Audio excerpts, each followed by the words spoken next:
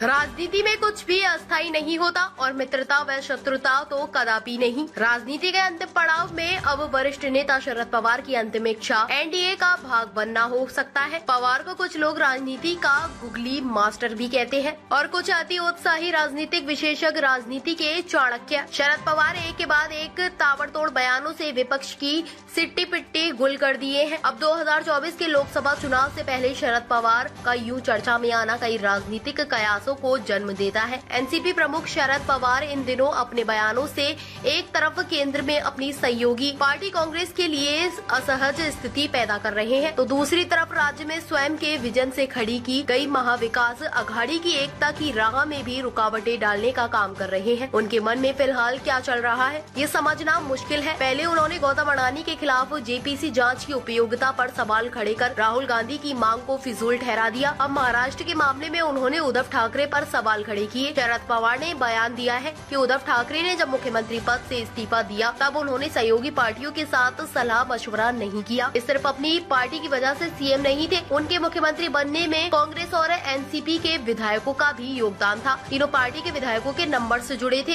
तब जाकर वे मुख्यमंत्री बने थे, लेकिन उन्होंने अपने फैसले किसी को बताए बिना इस्तीफा दे दिया। यानी शरद पवार के हाल के बयान सीधे सीधे राष्ट्रीय राजनीति में यूपीए को और राज्य में महाविकास अघाड़ी को नुकसान पहुंचाने वाले हैं और बीजेपी को सीधे तौर पर फायदा पहुंचाने वाले हैं। अडानी मामले में शरद पवार के विपक्ष से अलग राय रखने पर संजय राउत ने सफाई दी थी। उन्होंने कहा था कि इसका विपक्षी एक पर असर नहीं होगा। शरद पवार ने गौतम अडानी के खिलाफ जांच की मांग पर ऐतराज नहीं जताया है। उन्होंने बस जेपीसी की जांच की बजाय न्यायिक जांच का एक विकल्प सुझाया है और सच्चाई यही है कि शरद पवार ने यह बयान देकर गौतम अडानी और बीजेपी के बीच सांठगांठ का आरोप लगाने वाले राहुल गांधी को एक तरह से असहज किया है, क्योंकि शरद पवार ने तब अपनी प्रेस कॉन्फ्रेंस में गौतम अडानी की तारीफ में यह भी कहा था कि देश में अडानी के योगदान को नजरअंदाज नहीं किया जा सकता। महाराष्ट्र को सबसे ज्यादा बिजली देने वालों में अडानी आगे है। शरद पवार की नई नीति और बयानों पर शक करने के और भी कई आधार हैं। पूर्व में मुख्यमंत्री रह चुके कांग्रेस के सीनियर नेता पृथ्वीराज चौहान ने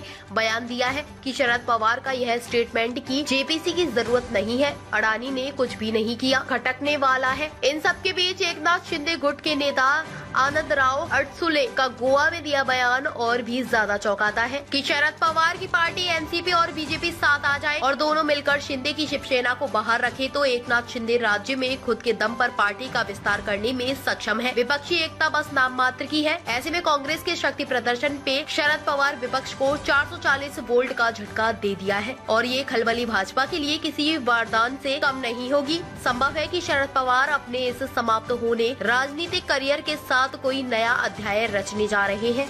ताज़ा खबरों से जुड़े रहने के लिए हमारे चैनल को सब्सक्राइब करें और बेल आइकन को दबाना ना भूलें ताकि हर खबर की नोटिफिकेशन आपको मिलती रहे।